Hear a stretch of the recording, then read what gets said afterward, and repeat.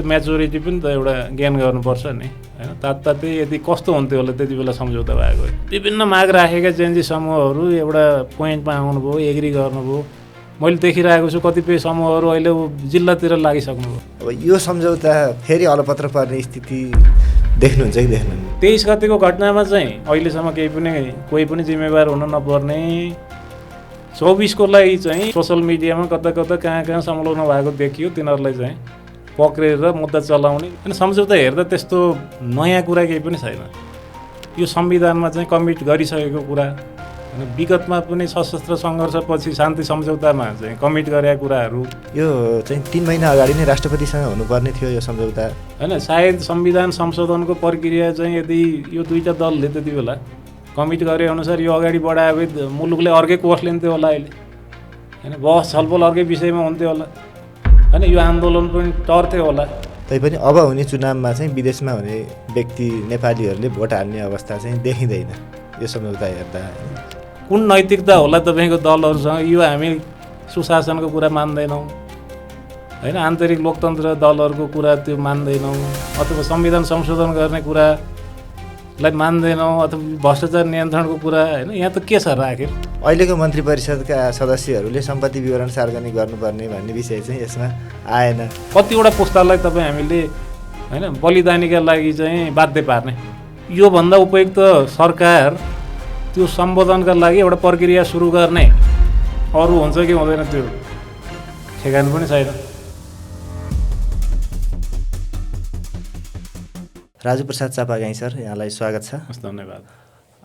Raju sir चाहिँ संवैधानिक कानुनको विज्ञ हुनुहुन्छ, वरिष्ठ अधिवक्ता हुनुहुन्छ र सरकार र जेनजी बिच चाहिँ जेनजी प्रतिनिधिहरू बिच चाहिँ मङ्सिर 24 गते भएको सम्झौतामा विज्ञको रूपमा जेनजीको तर्फबाट संलग्न हुनुहुन्थ्यो।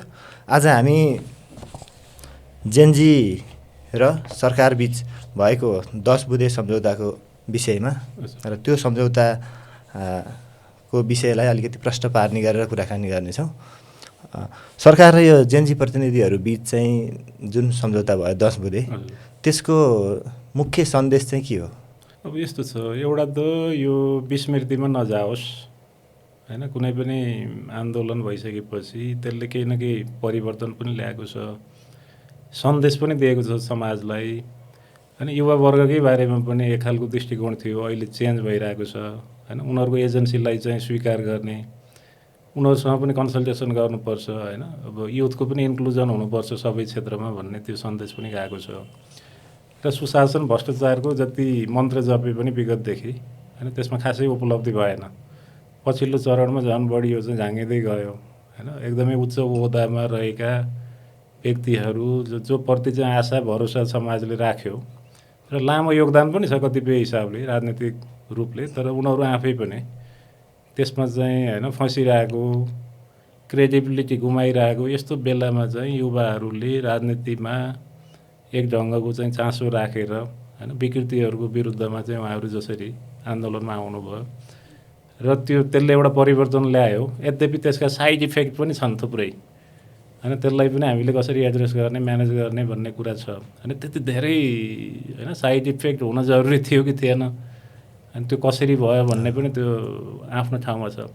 तर मूल उद्देश्य चाहिँ उहाँहरूले जेनजी ग्रुपहरूले जसरी यसलाई अगाडि बढाउन खोज्नुभयो, उहाँहरूको उद्देश्य के थियो भने यसको हैन एउटा अभिलेखको रूपमा रहोस्, हिस्टोरिकल हैन। अनि यो दस्तावेजीकरण होस्, उहाँहरूको चाहिँ जनादेश के थियो, आन्दोलनले के खोजेको थियो, किन चाहिँ आन्दोलन भयो र अबको चाहिँ डाइरेक्सन के त हैन, कसरी चाहिँ अगाडि बढ्नुपर्छ मुलुक भन्ने बारेमा उहाँहरूको भिजन, उहाँहरूको सोच के छ, त्यो सबै कुराहरू एउटा संहिताबद्ध तरिकाले एउटा दस्तावेजमा आओस्, जसलाई चाहिँ राज्यले पनि एक्नोलेज गरोस् भन्ने खालको त्यो उद्देश्यले उहाँहरूले त्यो प्रयास चाहिँ अगाडि बढाउनु भएको थियो। र मुख्य कुरा त त्यही हो, यो एउटा हैन विस्मृतिमा अब जाँदैन, कम्तीमा एउटा राज्यले यसलाई एक्नोलेज गर्यो र भावी पुस्ताले पनि के कारणले, के उद्देश्यले, कसरी चाहिँ त्यो भएको थियो भन्ने एउटा त्यो जानकारी राख्ने महत्त्वपूर्ण दस्तावेज पनि हुने भयो। र अबको एउटा पोलिटिकल कोर्स चाहिँ कसरी अगाडि बढ्ने हैन, के उद्देश्यका लागि चाहिँ अगाडि बढ्ने, कस्तो खालको चाहिँ ट्रान्सफर्मेसन हुनुपर्ने भन्ने पनि यसले केही न केही दिशानिर्देश गरेको छ। र यसको भ्यालु त्यही हो जस्तो लाग्छ मलाई चाहिँ। भदौ 23 गते हेर्दाखेरि चाहिँ त्यति बेला जेनजी पुस्ता चाहिँ भ्रष्टाचार अन्त्य र सुशासन कायम हुनुपर्ने माग राखेर सडकमा आएको थियो। त्यति बेला उनीहरूको कुनै माग पत्रहरू त्यस्तो कुनै थिएन र कुनै यो चाहिँ सङ्गठित समूहले गरेको आन्दोलन पनि थिएन, यो हेडलेस आन्दोलन थियो होइन। तर अब यसको सम्झौता हुँदा चाहिँ 10 बुँदामा यति लामो सम्झौता भयो, यो चाहिँ अब अलिकति नसुहाउनु जस्तो, यस्तो त थिएन पहिला आन्दोलन गर्दा भन्ने पनि कुराहरू बाहिर आइराखेको छ। यो चाहिँ के हो सर? अब यस्तो छ, धेरैलाई त्यो लाग्दो हो यो चाहिँ सुशासन भनेको खालि भ्रष्टाचार नगर्नु, पैसा नखानु, घुस नखानु मात्रै हो भन्ने लाग्दो हो। तर उहाँहरूले चाहिँ सँगसँगै होइन सुशासन नहुँदा अरू केही विकृतिहरू चाहिँ बढे त, असमानता बढ्यो होइन, विभेद बढ्यो, बहिष्करण बढ्यो सोसाइटीमा होइन। सोसाइटी चाहिँ तपाईँको चाहिँ होइन एउटा वर्गीय आधारमा चाहिँ अगाडि बढ्यो होइन, त्यो सामन्तवादकै पृष्ठपोषण भयो। त्यसैले उहाँहरूको यसो हेर्दाखेरि विगतका जुन जनआन्दोलन सशस्त्र सङ्घर्षका कारक तत्त्वहरू थिए नि जुन, होइन जे कारणले भए तिनै कारणको चाहिँ सम्बोधन हुन नसक्दाको परिणाम नै जेनजी आन्दोलन र त्यो जेनजी पुस्ताले पनि बलिदानी दिनुपर्ने अवस्था सिर्जना भयो। त्यसैले अब त्यो पुनः नदोहोरिने अवस्था सिर्जना गर्नको लागि चाहिँ यी विषयवस्तुहरूलाई चाहिँ सम्बोधन गर्नुपर्छ। सुशासन सँगसँगै होइन सामाजिक आर्थिक रूपान्तरणको कुरा होइन, जस्तो अहिले विदेश पलायन भइरहेको अवस्था छ, युवाहरू देशभित्र चाहिँ अवसर नदेख्ने या चाहिँ उपलब्ध नहुने त्यो स्थिति छ। अवसरहरूको वितरण पनि फेयर छैन होइन, जसको पहुँच छ उसले चाहिँ अवसर प्राप्त गर्छ। अब केही चाहिँ यो लोकसेवा आयोगका होइन यो परीक्षाको आधारमा हुने बाहेक, त्यसैले हाम्रोमा नियुक्तिहरू पनि त्यही खालको छ। त्यसैले यो सुशासनसँग त यो सबै कुरा जोडिएको छ। सुशासनलाई हामीले खालि त्यो चाहिँ भ्रष्टाचार नगर्ने कुरासँग मात्रै होइन जोडेर हेर्न मिल्दैन। त्यसैले उहाँहरूको अलिकति यो दृष्टिकोण चाहिँ अलि कस्तो भन्दाखेरि होलिस्टिक हिसाबले उहाँहरूले यो विषयलाई चाहिँ अगाडि बढाउन खोजेको देखिन्छ यो सम्झौताको माध्यमबाट। अनि सम्झौता हेर्दा त्यस्तो नयाँ कुरा केही पनि छैन, यो संविधानमा चाहिँ कमिट गरिसकेको कुरा होइन, विगतमा पनि सशस्त्र सङ्घर्षपछि शान्ति सम्झौतामा चाहिँ कमिट गरेका कुराहरू, अन्तरिम संविधानमा पनि उल्लेख भएका कुराहरूदेखि लिएर विभिन्न तहमा पोलिटिकल लेभलमा चाहिँ तपाईँको चाहिँ होइन सहमति गरेका दलहरूले विगतमा होइन, त्यस्तो यसलाई अलि पछि पनि हामी छलफल गरौँला। त्यो बाहेक कतिपय सर्वोच्च अदालतले चाहिँ यो गर्नु भनेर आदेश दिइसकेका कुराहरू, ती सबै कुरालाई एक ढङ्गले चाहिँ त्यहाँ संहिताकृत गरेको अवस्था छ होइन। त्यसैले यो नयाँ कुरा जेनजी र सरकारले लेखे भन्ने त्यो खासै केही पनि देखिँदैन। यो सम्झौताको डकुमेन्ट हजुर हेर्दाखेरि यो कसरी तयार भयो, यसमा समावेश हुने विषयहरू कसरी आए, सर चाहिँ कुन चरणमा इन्भल्भ हुनुभयो, यो पृष्ठभूमि अलिकति बुझाउन। अब यस्तो रहेछ, मैले बुझेअनुसार किनभने उहाँहरू इन्फर्मल्ली त विभिन्न लेभलमा, अब म आफै पनि केही चाहिँ यो विषयमा भ्युजहरू राख्ने जेनजी मुभमेन्ट हुँदादेखि नै आफ्नो पर्सपेक्टिभहरू इन्डिपेन्डेन्टली राख्ने भएको हुनाले उहाँहरू सम्पर्कमा आउनुभयो र यो खास गरी जेनजी मुभमेन्ट अलायन्स भन्ने एउटा समूह, त्यो अन्तर्गत अरू थुप्रै चाहिँ एउटा यो इन्क्लुसिभ ग्रुपहरू त्यसमा चाहिँ समावेश भएको त्यो एलायन्स रहेछ र उसले चाहिँ सुरुदेखि नै इनिसिएट गरेको रहेछ यो खालको एग्रिमेन्ट हुनुपर्छ सरकारसँग, ताकि यो यसले चाहिँ आन्दोलनको मान्यता पाओस् र त्यसपछि यसको चाहिँ जनादेशअनुसार आन्दोलनको चाहिँ एउटा जनादेशअनुसार कामहरू होस् र यो नबिर्सियोस् होइन। हाम्रोमा त त्यो बिर्सने चलन छ नि, भूकम्प गएपछि बिस्तारै पराकम्पनहरू जान छोडेपछि त्यसलाई बिर्सिन्छ होइन, फेरि जान्छ भन्ने हामीलाई चाहिँ त्यो अनुभूति हुँदैन होइन। त्यस्तै हो यो पनि, हामीले पनि विगतका चाहिँ आन्दोलनका कारण के थिए भन्ने बिर्स्यौँ के, बिर्सँदै गयौँ। त्यो कारणलाई सम्बोधन गरे भए त यो आन्दोलन हुने नै थिएन नि होइन। कुशासन, भ्रष्टाचार, तपाईँको आर्थिक सामाजिक असमानता, विभेद, बहिष्करण यिनै त हुने नेपालमा होइन, संरचनागत समस्याहरू तिनैले गर्दाखेरि नै पटक पटक यो दोहोरिरहेको छ क्या आन्दोलनहरू पनि, विभिन्न खालको विद्रोहहरू होइन। त्यसैले यस्तो नहोस् भन्नको लागि उहाँहरूले एउटा सम्झौता चाहिँ जरुरी छ, ढिलै भए पनि होइन सरकारले एउटा मान्यता दिनु जरुरी छ भन्ने ढङ्गको उहाँहरूको चाहिँ एउटा त्यो एसेसमेन्टको आधारमा अगाडि बढाउनु भएको रहेछ र पछि अरू थुप्रै जेएनजी फ्रन्ट त्यसपछि चाहिँ काउन्सिल होइन थुप्रै चाहिँ जेएनजी समूहहरू सहमत हुँदै हुँदै यो एउटा चाहिँ उसमा आइपुगेको स्थिति रहेछ। उहाँहरूले चाहिँ कलेक्टिभली सब्मिट पनि गर्नुभयो प्रधानमन्त्रीलाई आफ्नो मसौदा र प्रधानमन्त्रीको कमिटमेन्ट पनि आयो र सरकारले कति चाहिँ स्वीकार्ने कति नस्वीकार्ने उहाँहरूको बिचमा थुप्रै छलफलहरू पनि भयो किनभने जेएनजीको होइन कतिपय मागहरू रेडिकल पनि थिए होला होइन त्यसैले त्यसलाई चाहिँ एउटा सन्तुलित तरिकाले अहिलेको चाहिँ संविधान यो आन्दोलनको चाहिँ जनादेश विगतका चाहिँ आन्दोलनहरूका उपलब्धि होइन त्यो सबै अन्तर्राष्ट्रिय मानवाधिकार मानवीय कानुन होइन ती सबैको प्रकाशमा चाहिँ कतिसम्म चाहिँ राज्यले यसलाई एग्री गरेर अगाडि बढ्न सक्छ। यो कुनै अहिले भनिए जस्तो कतिपयले लेखे जस्तो यो चाहिँ जेएनजी र जेएनजीले बनाएको सरकारको मात्रै सम्झौता हो भन्ने पनि छ। त्यस्तो होइन नि त होइन राज्यलाई प्रतिनिधित्व गर्छ सरकारले। त्यसैले राज्य र जेएनजी समूहहरू अथवा आन्दोलनकारी बिचको चाहिँ एउटा सम्झौता हो यो चाहिँ होइन। त्यसैले यसमा चाहिँ वास्तवमा सरकारको त्यो एक्सपेक्टेसन रह्यो र उहाँहरूले पनि बिकेको सहायता खोज्नुभयो र जेएनजीहरूले पनि समूहहरूले पनि कम्तीमा इन्डिपेन्डेन्ट एक्सपर्ट यो विषयको संवैधानिक मानवाधिकार कानुनको एक्सपर्टले केही रायहरू दिँदाखेरि चाहिँ यो राम्रो हुन्थ्यो होइन। हाम्रो बिचमा चाहिँ अलिकति दुविधाहरू भयो, सहमति हुन सकेन होइन। सरकार कतिपय विषयमा अलिकति टफ हिसाबले चाहिँ उपस्थित भयो होइन। यसलाई चाहिँ कसरी हामी मिटिङ पोइन्टमा लिएर आउन सक्छौँ र यो चाहिँ कुरालाई एउटा होइन टुङ्गो लगाउन सक्छौँ 2-3 महिनादेखिको प्रक्रियालाई भन्ने उहाँहरूको चाहिँ होइन एउटा आग्रह रिक्वेस्ट भएपछि म पनि जोडिन पुगेँ र सरकारको तर्फबाट सुरे ढुङ्गेल संविधानविद आएको पूर्व सदस्य उहाँ होइन उहाँ पनि त्यसमा चाहिँ जोडिन पुग्नुभयो र हाम्रो प्रयास चाहिँ हामी कुनै त्यो दुईतिरको एडभोकेट होइन होइन कि हामीले कसरी हुन्छ त्यसलाई त्यो विषयवस्तुहरूलाई एउटा सन्तुलित तरिकाले चाहिँ राख्न सकिन्छ भन्ने बारेमा उहाँहरूको जे विषयमा चाहिँ अलिकति असहमति थियो त्यो विषयमा हाम्रो राय राख्यौँ र त्यसले एक हिसाबले मद्दत पनि भयो उहाँहरूलाई होइन। कमन ग्राउन्ड एउटा कमन पोइन्टमा आउनको लागि मिडवे सोल्युसन खोज्नको लागि र मानवाधिकार दिवसको अवसर पाएर उहाँहरूले त्यसलाई चाहिँ एउटा टुङ्गो पनि लगाउनु भयो, हस्ताक्षर भयो होइन। त्यसैले पछिल्लो फेजमा उहाँहरूको नेगोसिएसनको पछिल्लो फेजमा हामीले चाहिँ राय सुझाव दिने हिसाबले विभिन्न मिटिङहरूमा चाहिँ संलग्न हुने र होइन सल्लाह दिने त्यो अवसर हामीले त्यसलाई चाहिँ उपयोग गऱ्यौँ। अब न कि हामीले जे भन्यो त्यही त्यहाँ लेखियो भन्ने पनि होइन। यो त सरकार र त्यसपछि जेएनजी बिचको चाहिँ उहाँहरूले गरेको मसौदा हो यो चाहिँ। तर हाम्रो आफ्नो खालको भ्यू होइन हामीले दियौँ कतिपय विषयमा तर एग्रिमेन्ट के गर्ने नगर्ने भन्ने त फेरि पनि उहाँहरूको होइन कुरा थियो र त्यही अनुसार चाहिँ यो अगाडि आयो। यो आन्दोलन सकिएपछि चाहिँ त्यति बेलै जब आन्दोलन सकिएपछि त्यति बेलै हुनुपर्ने कुरा हो यो कुनै एग्रिमेन्टहरू होइन।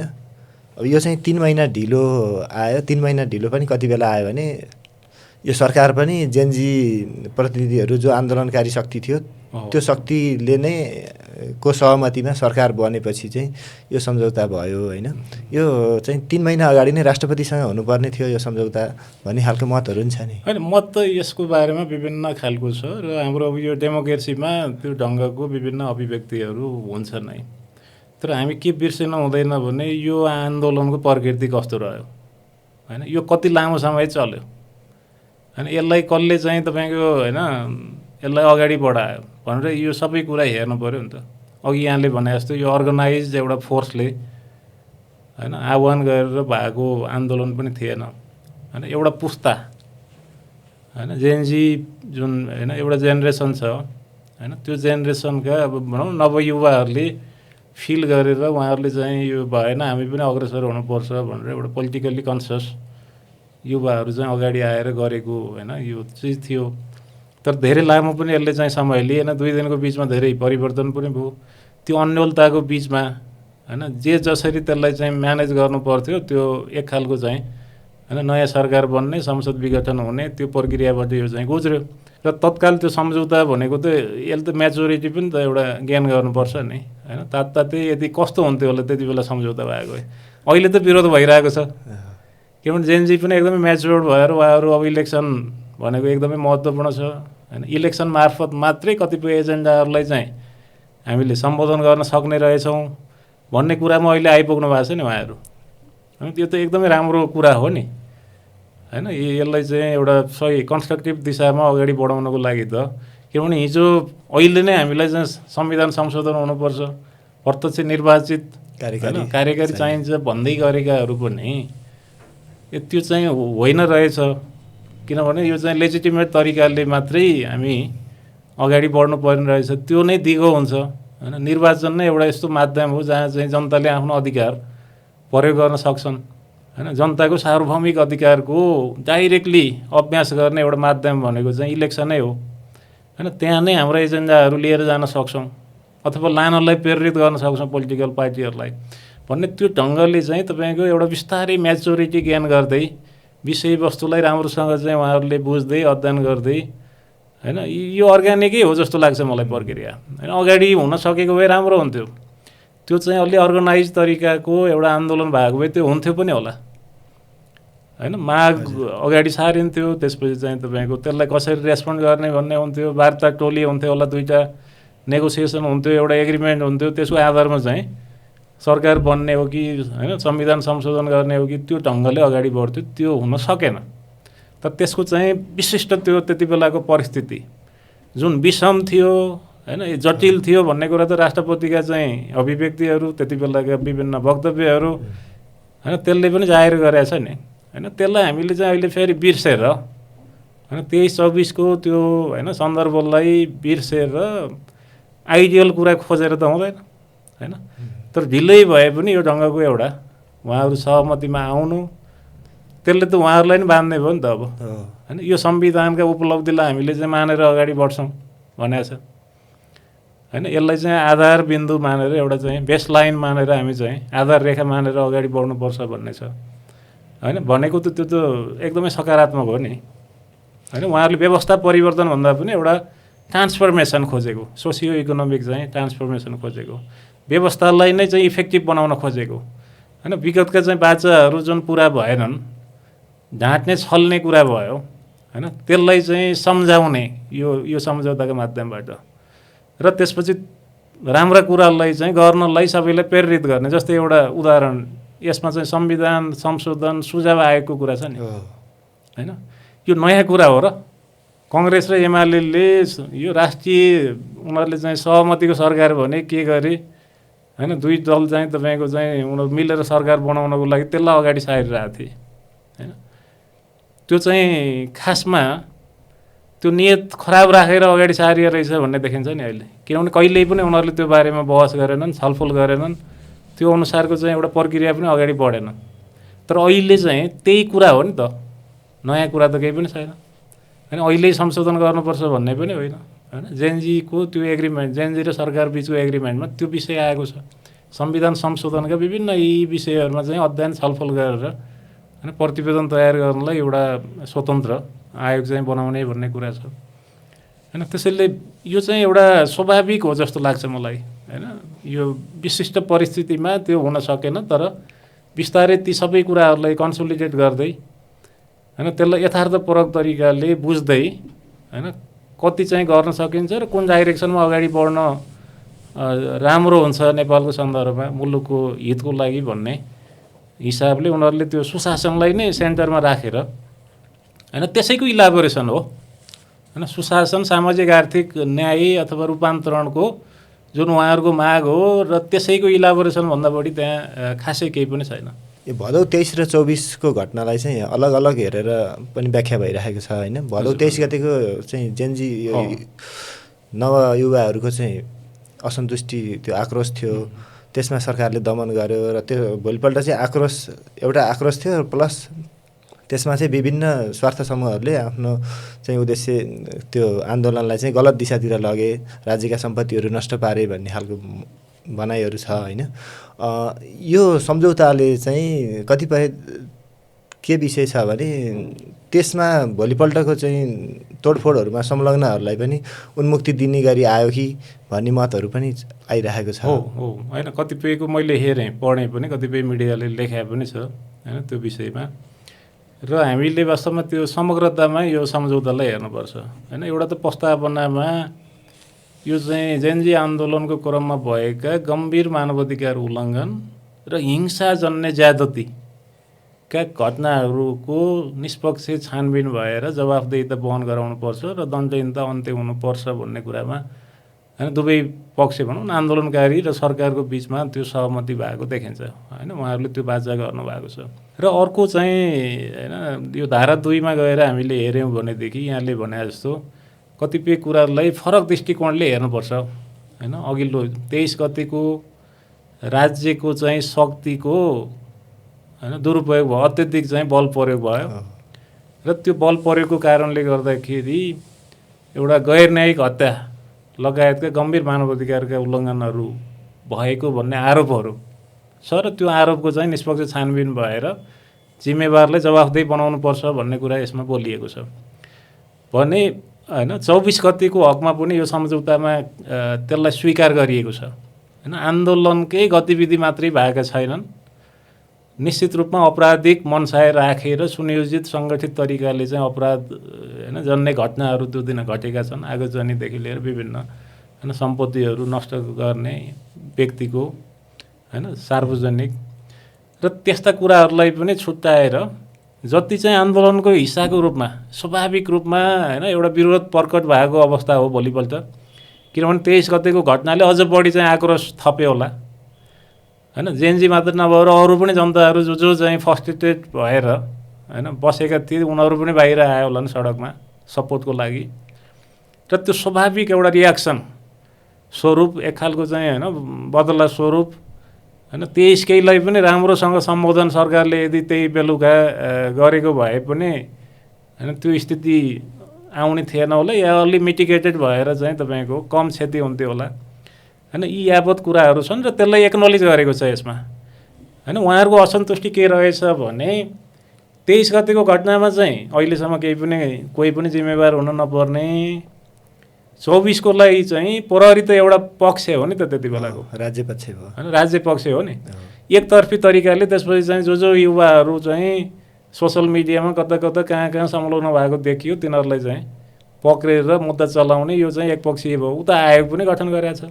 यो आयोगले हेर्ने पनि भनेको छ 2 दिनको आन्दोलनको होइन घटनाका बारेमा चाहिँ छानबिन गरेर सत्य तथ्य पत्ता लगाएर प्रतिवेदन दिने पनि भनेको छ।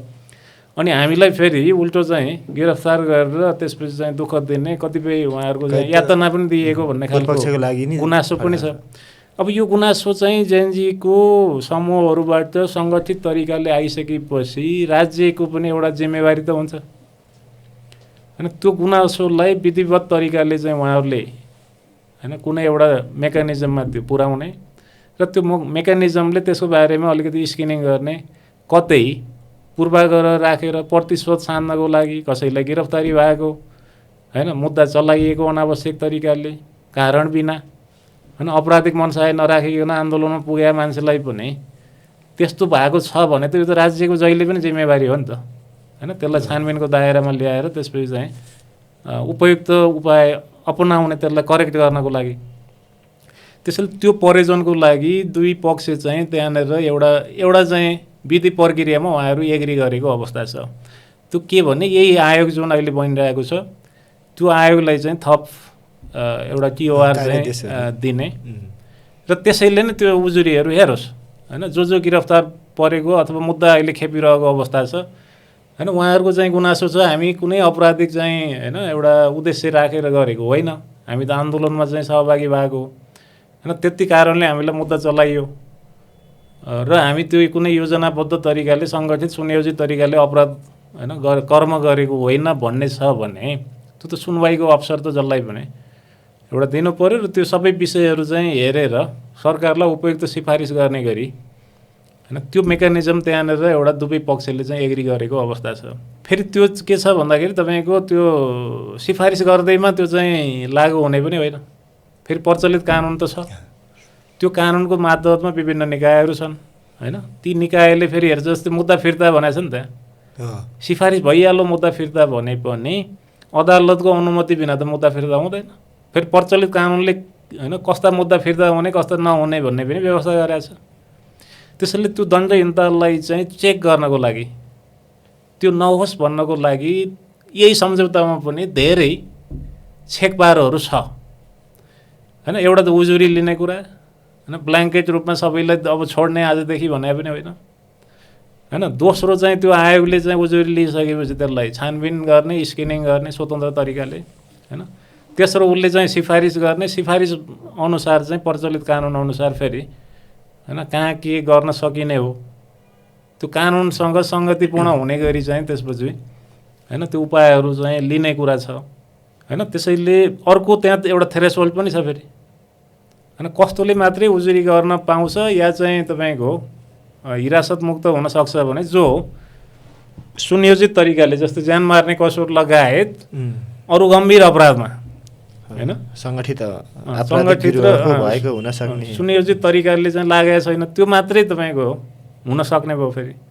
अनि अर्को चेक चाहिँ त्यहाँ के छ भने फेरि पनि ल अहिले चाहिँ केही कारणले छुट्यो भने पनि यदि यो चाहिँ आयोगले हेर्दै जाँदाखेरि सङ्गठित तरिकाले कहीँ त्यस्तो ढङ्गले चाहिँ होइन त्यहाँ इन्भल्भ भएको देखियो भने उसको सिफारिस अनुसार पनि उसको प्रतिवेदन आइसकेपछि नि उसलाई कारबाही हुनसक्छ होइन। त्यसैले एउटा सन्तुलन त्यहाँनिर खोजिएको छ होइन। जेएनजीको पनि एउटा असन्तुष्टि होइन, सयौँको सङ्ख्यामा अहिले गिरफ्तारी भएको मुद्दा खेपिरहेको, कतिपयलाई चाहिँ तपाईँको यो धरौटी रकम तिर्न नसकेर पनि पूर्वपक्षको लागि नि हजुर जेल बस्न परिरहेको भन्ने पनि छ। त्यहाँनिर फेरि अर्को एउटा एकदमै गम्भीर कुरा उहाँहरूले के उठाइराख्नु भएको छ भने यो चाहिँ एकदमै असमानुपातिक तरिकाले सबभन्दा मार्जिनलाइज कम्युनिटीका होइन व्यक्तिहरू चाहिँ पीडित भएका छन्।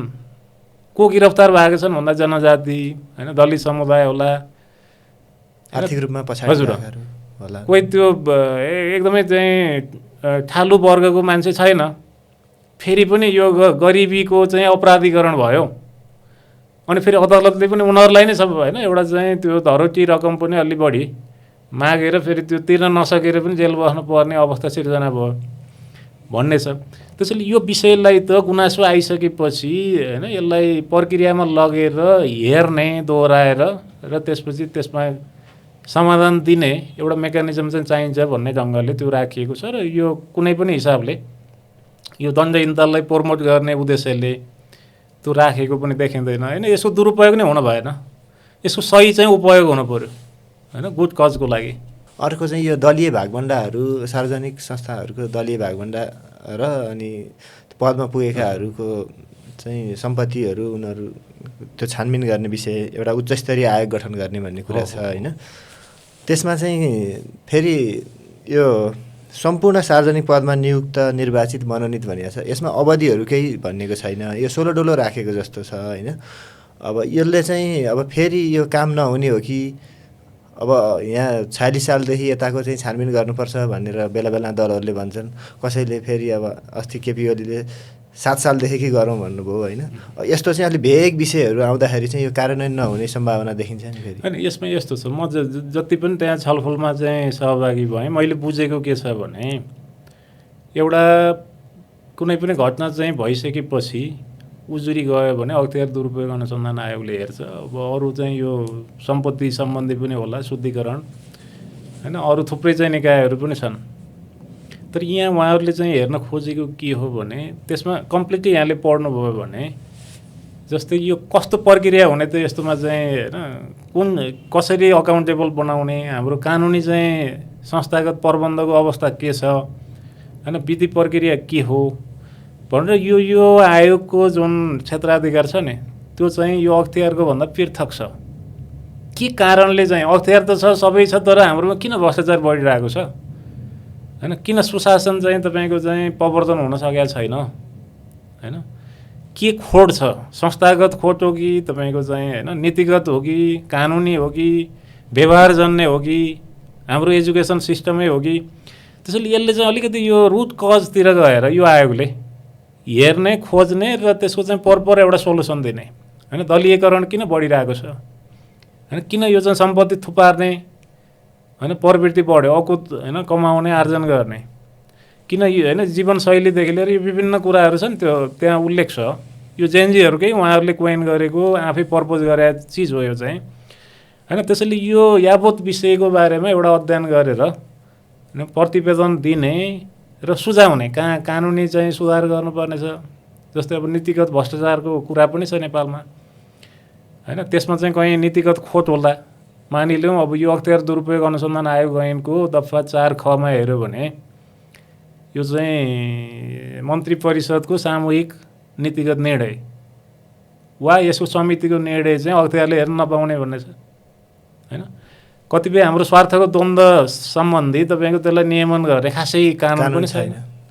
होइन मैले खालि उदाहरणको रूपमा है त्यहाँ छलफल भएको आधारमा अनि सुशासन भनेको त सदाचार तपाईँको चाहिँ बढ्न पऱ्यो नि त समाजमा होइन हामी सदाचार भन्ने कुरा हराउँदै जाने अनि सुशासन प्रवर्धन हुने त हुँदैन होइन त्यसैले त अहिले जतिसुकै तपाईँको यो एन्टी करप्सनको चाहिँ कुरा गरे पनि जिरो टोलरेन्स भने पनि यति धेरै यो भ्रष्टाचारको कान्जै कान्जो चाहिँ त्यो होइन बढ्ने कुरा किन भइरहेको छ त यो शहीद परिवार त्यसपछि चाहिँ यो होइन घाइते परिवार उहाँहरूको पनि प्रतिनिधिहरू आउनु भएको थियो उहाँहरूको पनि त्यही थियो होइन कुरा के थियो भने खालि यो चाहिँ यी उपचारात्मक चाहिँ हाम्रा मेकानिजम भए निरोधात्मक घटना घटिसकेपछि के छरपष्ट भइसकेपछि होइन समाजले चाहिँ तपाईँको पीडा भोगिसकेपछि होइन त्योबाट चाहिँ पीडित भइसकेपछि होइन यो पीडितविहीन होइन नि त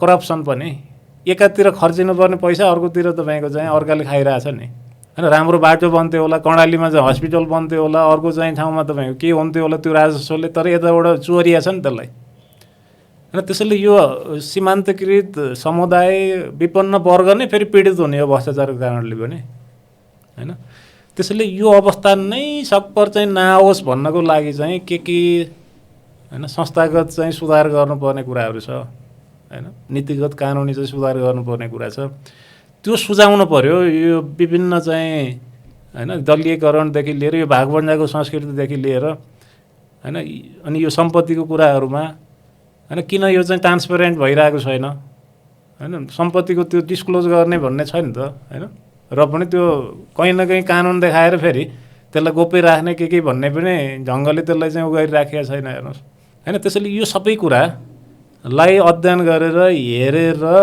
यसले त होइन अहिले भइरहेको मेकानिजमलाई पनि एउटा परिपूरकको काम गर्छ यी खालका प्रतिवेदन आए कानुनमा सुधार भयो भनेदेखि अझ बढी सहयोगै पुग्छ भइरहेका संवैधानिक होइन जति पनि अथवा कानुनी निकायहरू छन् भ्रष्टाचार नियन्त्रणको लागि सुशासनको लागि होइन जस्तै महालेखा परीक्षाको प्रतिवेदन आउँछ प्रत्येक वर्ष तपाईँको उसले सुझाव दिइरहेको छ त्यसको कार्यान्वयन भइरहेको छैन होइन किन त्यसलाई कानुन नीतिमा होइन किन रिफ्लेक्ट गरिराखेको छैन होइन किन त्यसको चाहिँ कार्यान्वयन भएको छैन त्यसैले यो सबै विषयमा अध्ययन गर्नको लागि चाहिँ उहाँहरूले एउटा आयोगको परिकल्पना गरेको चाहिँ देखिन्छ त्यो आयोग चाहिँ स्थायी किसिमको हुने र संविधान संशोधन गर्दाखेरि त्यो विषय पनि इन्क्लुड गर्ने यसमा दुईटा छ त्यो वास्तवमा एउटा आयोग चाहिँ सदाचार तथा सुशासन प्रवर्धन भ्रष्टाचार निवारण तथा दण्डहीनता अन्त्य गर्न स्थायी आयोग भनिएको छ होइन अनि अर्को चाहिँ यो सम्पत्ति छानबिनको चाहिँ फेरि अर्को आयोग छ हो यो डुप्लिकेसन चाहिँ कार्यान्वयनमा जाँदाखेरि हटाउनुपर्छ भन्ने मेरो पनि धारणा छ होइन त्यो दुवैको टिओआरलाई एउटै आयोगलाई चाहिँ दिन सकिन्छ दुवैको टिओआर र त्यो एउटा होइन कन्सोलिडेटेड टिओआर राखेर एउटै आयोगले चाहिँ काम गर्न सक्छ र दीर्घकालमा चाहिँ सुशासन प्रवर्धनको लागि होइन सदाचारको एउटा संस्कृति समाजमा डेभलप गर्नको लागि होइन अलग खालको चाहिँ एउटा हामीले आयोगको परिकल्पना गऱ्यौँ भने त्यसलाई चाहिँ संविधानमा पछि संविधान संशोधन गरेर पनि यो चाहिँ शहीद परिवार र त्यसपछि होइन यो घाइते परिवार उहाँहरूको एउटा परिकल्पना पनि रहेछ यस्तो खालको मेकानिजम भइदियोस् ताकि हामीले जस्तो चाहिँ यो बलिदानी दिनुपर्ने अवस्था नआओस् होइन समाजमा जरैदेखि चाहिँ एउटा सदाचारको संस्कृति विकास होस् भन्ने उहाँहरूको एउटा परिकल्पना रहेछ होइन अनि त्यही भएर उहाँहरूले त्यो आयोगको कुरा गर्नुभयो अगाडि पनि त्यो परेको छ र अर्को चाहिँ यो विभिन्न विषयवस्तुहरू अध्ययन गर्ने त्यो पनि यो अलिकति त्यो हतारमा मसौदाको होइन कुराहरूलाई चाहिँ स्ट्रिमलाइन गर्न अलिकति त्यो छुटेको जस्तो लाग्छ होइन त्यसैले त्यसलाई चाहिँ एउटै TOR-मा, किनभने सुशासनले के पनि माग्छ भने धेरै संरचनाहरू तपाईँको क्रिएट गरेर सुशासनलाई प्रवर्धन गर्न सकिँदैन। हो, जस्तै यसमा बरु एउटै कम रिसोर्समा तपाईँको होइन धेरै काम गर्न सकियोस् होइन। आएको भन्दा बित्तिकै मान्छे चाहिँ चाहियो, मान्छे भन्दा बित्तिकै सुविधा चाहियो, सुविधा भन्दा बित्तिकै तपाईँ हाम्रै करको पैसा हो। फेरि यो उसमा हेर्दाखेरि चाहिँ 6-7 वटा त्यसलाई त्यो कार्यान्वयनको तहमा छलफल गरेर होइन यो चाहिँ कन्भिन्सिङ हुन्छ जस्तो लाग्छ मलाई। त्यो दुवैको TOR-लाई चाहिँ मिलाएर त्यसलाई कन्सोलिडेटेड तरिकाले एउटै चाहिँ आयोगले काम गर्न सक्छ होइन, त्यो ढङ्गले पनि जान सकिन्छ। यसमा कानुन संशोधन चाहिँ मूलतः दुईटा विषयमा भनिएको छ। एउटा चाहिँ यो सदाचार भ्रष्टाचारहरूलाई कम गर्न र अर्को चाहिँ यो निर्वाचन प्रणालीलाई सुधार गर्नको लागि भन्ने छ होइन। यसमा चाहिँ यो दलहरू अथवा राज्यको पैसाबाट विभिन्न प्रतिष्ठानहरू ट्रस्टहरूको भवन बनेको र त्यो भवन चाहिँ दुरुपयोग भएको रहेछ भने चाहिँ फेरि राष्ट्रियकरण गर्ने भन्ने एउटा बुदा छ होइन। यो चाहिँ कतै अहिलेको यो दलहरूले चाहिँ प्रतिष्ठानका भवनहरू युज गरेका छन्, यो अहिलेको अवस्था हेरेर ल्याइएको हो कि? यो विगतदेखिकै अब गुनासोहरू यसमा छ, मिसयुज भयो होइन। अब सरकारमा पुगिसकेपछि त्यसपछि बजेट छुट्याउने होइन, अनि त्यसले अल्टिमेटली चाहिँ पोलिटिकल इन्ट्रेस्टलाई सर्भ गर्ने, तर पब्लिक इन्ट्रेस्टलाई चाहिँ त्यसले चाहिँ सर्भ नगर्ने होइन, सार्वजनिक हितलाई प्रवर्धन नगर्ने, तर दलीय स्वार्थ होला, त्यहाँभित्रको चाहिँ गुटगत होला, नेताको स्वार्थ होला होइन। यसमा पारदर्शिता भएन भन्ने छ। यो विषयमा चाहिँ अलिकति अध्ययन गर्नुपर्छ। साँच्चीकै दुरुपयोग भएको छ भने त्यो विषयमा चाहिँ होइन त्यो उपचारात्मक केही होइन उपाय चाहिँ अवलम्बन गर्नुपर्छ होइन भन्ने खालको हिसाबले उहाँहरूले त्यो राख्नु भएको छ। त्यो पनि त्यो आयोगले चाहिँ सुझाव दिने विषय होला अध्ययन गरेर। अहिले नै ठ्याक्कै यस्तै भएको छ भन्ने अनुमान लगाउने कुरा मात्रै हुन्छ, त्यो चाहिँ भएको छ छैन होइन। त्यसैले त्यो खालको गुनासोहरू भएको हुनाले त्यसलाई पनि अध्ययनको विषय बनाउनुपर्छ र त्यो निर्कुल गर्नुपर्छ भन्ने हो। निश्चित रूपमा पनि होइन, अब यो दुरुपयोग हुन भएन। पब्लिक प्रोपर्टीलाई होइन पब्लिक इन्ट्रेस्टमै त्यसलाई चाहिँ प्रयोग गर्नु पर्यो होइन। हुनसक्छ कसैको एकदमै चाहिँ होइन तपाईँको लोकप्रिय नेताको नामबाट प्रतिष्ठानहरू त्यो बन्ने कुरा नराम्रो होइन, स्मृतिकरण हुनुपर्छ, उहाँहरूलाई पनि सम्झिनुपर्छ। तर उहाँहरूप्रति नै अन्याय हो जस्तो लाग्छ यदि उहाँहरूको नाम बेचेर कसैले त्यसलाई दुरुपयोग गरिरहेको छ होइन, भेस्टेड इन्ट्रेस्टको लागि त्यो प्रयोग भएको छ भने त्यो त राम्रो होइन नि त होइन। त्यसैले त्यस्तो हुनु भएन भन्ने उहाँहरूको चाहिँ एउटा मागलाई त्यहाँनिर सम्बोधन गर्न खोजिएको छ। त्यो आयोगको TOR-भित्र त्यो विषय चाहिँ पारेर त्यसलाई पनि हेर्न सकिन्छ होइन। त्यसलाई कसरी नियमन गर्ने भन्ने पनि हुनसक्छ होइन। पब्लिक इन्ट्रेस्टमा चाहिँ यिनीहरूले काम गरिरहेको छ कि छैन भनेर अनुगमन गर्ने पनि हुनसक्छ होइन, एउटा संयन्त्र बनाएर त्यसको प्रतिवेदनको आधारमा त्यसपछि चाहिँ कारबाही गर्ने कुरा पनि हुनसक्छ। हुन त महालेखा परीक्षक लगायतको होइन त्यो विषय पनि हुन सक्ला यो। त्यसैले यसमा चाहिँ भएका जति पनि आशंकाहरू छन् होइन त्यसलाई मेटाउने गरी र यो चाहिँ सही ढङ्गले उपयोग हुने खालको एउटा वातावरण होइन बनाउनको लागि पनि केही त्यस्तो खालको प्रयासहरू हुनसक्छ सुधारको भन्ने हो। यो निर्वाचन कानुन संशोधनमा चाहिँ 4-5 वटा बुदाहरू छ। यसमा चाहिँ एउटा माथिका कसैलाई मतदान गर्दिन भन्ने मतपत्रमै हो। त्यसमा चाहिँ एउटा अप्सन चाहिँ यो कुनै पनि दललाई अथवा कुनै पनि चिन्हमा म भोट हाल्दिनँ भने नोटा भनिन्छ होइन, त्यो राख्ने विकल्प त्यो विकल्प राखिनेछ भन्ने छ। नेपालमा यो बहस पहिलादेखि उठिरहेको थियो र अहिले चाहिँ कस्तो छ भने स्वतन्त्र उम्मेदवारहरू पनि आइसके र वैकल्पिक राजनीतिक दलहरू पनि बलियो रूपमा आइसकेका छन्। यो बेलामा चाहिँ फेरि अब यो छलफल चाहिँ कसरी आयो? यो नेपालमा अलि आउटडेटेड भइसकेको कुरा भएन र यो नोटा? होइन, यो सर्वोच्च अदालतले नै आदेश जारी गरेको छ यसमा पनि यो खालको प्रबन्ध राख्नु होइन। कहीँ कहीँ अब मतदाताहरू बाध्य हुने जस्तो एउटा न एउटा चाहिँ उम्मेदवारलाई भोट हाल्नलाई होइन, उस कुनै पनि चित्त बुझेको छैन भने कम्तीमा उसले पनि आफ्नो चाहिँ मत जाहेर गर्नुपर्छ, अपवादै किन नहोस् होइन। 2 जना 4 जना 6 जना 10 जना 20 जना होइन जतिसुकै हुन्, तर त्यो अप्सन चाहिँ दिनुपर्छ भन्ने मान्यता हो यो होइन। एउटा इलेक्टोरल डेमोक्रेसीकै एउटा लेजिटिमेट हो यो चाहिँ, वैध होइन माग पनि हो। सर्वोच्चले पनि यसलाई इन्डोर्स गरिसकेका विषय हो यो चाहिँ होइन। त्यसैले उहाँहरूले यो चाहिँ राख्नु भएको छ होइन। अब यो विचारणीय छ होइन, यसलाई चाहिँ अन्यथा भन्न मिलेन, किनभने सर्वोच्चमा मुद्दा पुगेरै आदेश जारी भइसकेको विषय पनि हो। अर्को चाहिँ यो दलहरूले प्राइमरी इलेक्सन गरेर मात्रै उम्मेदवार छनौट गर्नुपर्ने विषय पनि आएको छ। यो चाहिँ यो लोकतन्त्रमा दलहरूले कस्तो उम्मेदवार छान्ने त्यो दलको आन्तरिक विषय हुनुपर्ने विषय हो जस्तो लाग्छ होइन। तर यसलाई चाहिँ बाध्यकारी नै किन बनाउन, त्यो चाहिँ अब आन्तरिक हो र यिनीहरूले आन्तरिक अभ्यास त धेरै गरिसके हेर्नुहोस् होइन। टिकट बाँड्ने भनेको नेता, अनि पाउने चाहिँ अब मन परेको मान्छे, अनि ऊ चाहिँ जबसम्म इलेक्टेड हुँदैन ऊ जनताप्रति चाहिँ जवाफदेही नमस्कार गर्दै हिँड्ने जनतालाई। इलेक्टेड भएको दिन जब प्रमाणपत्र उसले लिन्छ निर्वाचन आयोगबाट निर्वाचित भएको, त्यसपछि उसको चाहिँ अकाउन्टेबिलिटी तपाईँको जनतासँग तोडिने होइन। जसले टिकट दिएको हो उसैप्रति मात्रै ऊ चाहिँ तपाईँको जवाफदेही हुने, लोयल हुने होइन। यो खालको त हामीले भोगिसक्यौँ। अब कतिपय देशहरूमा कतिपय पार्टीहरूले त्यो प्राइमरी होइन सिस्टमलाई उनीहरूले फलो पनि गरेका छन् फेयर ट्रान्सपेरेन्ट तरिकाले।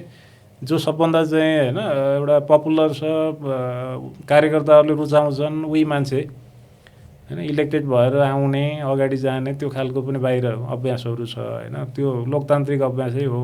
त्यसैले एउटा ठुलो इस्यु अहिले के छ भने दलभित्रको चाहिँ आन्तरिक लोकतन्त्र नै भएन नेपालमा।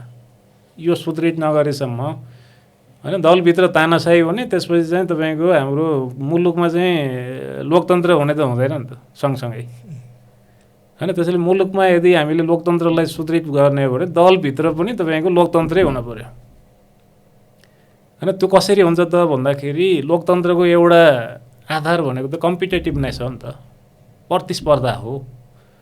त्यसैले त्यहाँभित्र पनि प्रतिस्पर्धा गरेर हो होइन। कसैको चाहिँ पिआरओ बनेर टिकट लिएर चाहिँ आउने मान्छेले जनताको राम्रोसँग उसले प्रतिनिधित्व गर्न सक्दैन होइन भन्ने मान्यता नै हो। त्यसैले हाम्रो सन्दर्भमा यो चाहिँ कुनै न कुनै हिसाबले दलभित्रको लोकतन्त्रलाई हामीले सुदृढ पार्नुपर्ने त्यो आवश्यकता छ। त्यो सन्दर्भमा नै उहाँहरूले केही कुराहरू स्पेल आउट गरेको देखिन्छ। जस्तै अर्को चाहिँ के छ भने उम्मेदवारले नोमिनेसन सँगसँगै आफ्नो सम्पत्ति कति छ त्यो एकदमै महत्त्वपूर्ण हो होइन। त्यो पनि त्यहीँ घोषणा गर्नुपर्ने होइन। त्यो विषय पनि त्यहाँ चाहिँ राख्ने, डिस्क्लोज गर्ने होइन। त्यसले धेरै कुरालाई चाहिँ प्रष्टता पनि ल्याउँछ। मान्छेको एउटा नोटिसमा नै हुने भयो त्यो चाहिँ सूचना होइन। कसको सम्पत्ति कति रहेछ, निर्वाचनमा चाहिँ भाग लिन खोजेको बेलामा भन्ने पनि हुने भयो होइन। पछि एक्कासी चाहिँ एकदमै मान्छेको चाहिँ जीवनस्तरमा तलमाथि भयो भने एउटा रेफरेन्स पोइन्ट पनि हुन्छ त्यो कम्पेरिजन गर्ने। हिजो त यति देखाएको थियो तर 2 वर्ष चाहिँ मन्त्री हुन पाएको छैन मान्छेको चाहिँ तपाईँको होइन। निकै बढ्यो भने त्यहाँनिर होइन क्वेसन गर्ने, अरू ढङ्गले चाहिँ इन्भेस्टिगेसन गर्ने विषय पनि हुनसक्छ।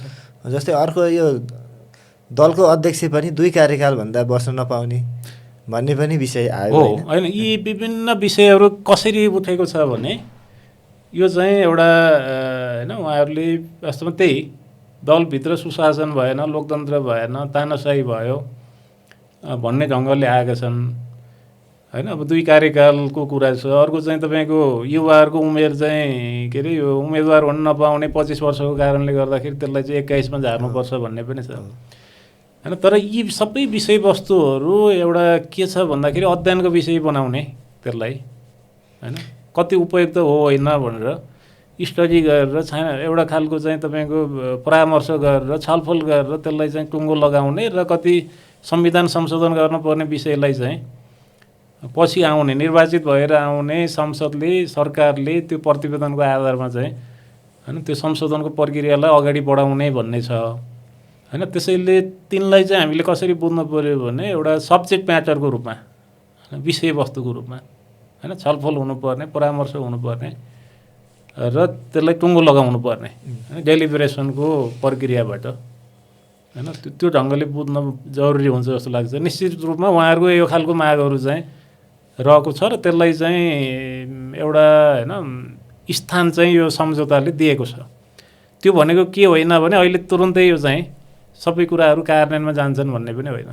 अर्को चाहिँ अब यो जेनजी आन्दोलनकारीहरू नै कतिपयले चाहिँ यो अहिले पुराना संसदमा भएको ठुला राजनीतिक दलप्रति चाहिँ अलिकति आलोचनात्मक धारणा राखिराखेको अलिकति आक्रोश पोखिराखेको अवस्था छ होइन र अब त्यसैलाई सपोर्ट हुने गरेर केही व्यवस्थाहरू चाहिँ यसमा राखेको छ। जस्तै अहिले निर्वाचनको चाहिँ त्यो मतपत्रमा चाहिँ चुनाव चिन्ह चाहिँ गोलाप्रथाद्वारा राख्ने, अहिले चाहिँ हाम्रोमा समानुपातिक मतमा अथवा कुन दलले धेरै मत ल्यायो जनमत ल्यायो त्यो आधारमा चाहिँ चुनाव चिन्ह मतपत्रमा त्यसरी राखिँदै आएको थियो। अब चाहिँ यो जेनजी आन्दोलनकारीको चाहिँ दलहरूप्रतिको चाहिँ दृष्टिकोणको कारण यो चाहिँ गोलाप्रथाद्वारा राख्ने भन्ने आयो, कतै यो बायसनेस देखियो कि भन्ने पनि प्रश्न उठेको छ होइन। अब यो परम्परागत रूपमा एउटा क्लासिकल हिसाबले त्यो राखिने गरेको त्यहाँ छ होइन। यो विषय खासै डिस्कसन हाम्रो चाहिँ उपस्थितिमा छलफल भएको विषय नि परेन है, नत्र उहाँहरूको धारणा यो थियो यो विवादित विषयको रूपमा पनि त्यहाँ देखिएन होइन। यो उहाँहरूको मागलाई चाहिँ सहर्ष सरकारले ठिक छ यसलाई होइन अगाडि बढाउँ भन्ने ढङ्गले सोचे पनि होला होइन, किनभने त्यो भनेको एउटा निष्पक्षताको कुरा पनि होला। गोलाप्रथा भनेको होइन जसको भागमा पर्छ होइन त्यो अगाडि आउँछ होइन। यसरी चाहिँ पहिलादेखिकै पार्टी भनेर पहिल्यै नम्बरमा हुनुपर्ने भन्ने हुनु हुँदैन भन्ने पनि होला होइन। त्यसैले यो बहस छलफलको विषय हुनसक्छ यो विषयमा। मलाई त्यस्तो लाग्दैन कि अब यो चाहिँ यिनै दललाई चाहिँ होइन यो पूर्वाग्रह साँधेर यिनीहरूले गरेको भन्ने लाग्दैन। तर के चाहिँ फियर हुन्छ त भन्ने त्यो सोचबाट आएको होला जस्तो लाग्छ, फेयरनेसको हिसाबले चाहिँ। अर्को चाहिँ यसपालि यो सम्झौता मस्यौदाको क्रममा पनि छलफल भयो होला, यो विदेशमा भएका नेपालीलाई चाहिँ मतदानको अधिकार दिने बारे चाहिँ खास ठोस कुरा चाहिँ यसपालि यो सम्झौतामा आउन सकेन।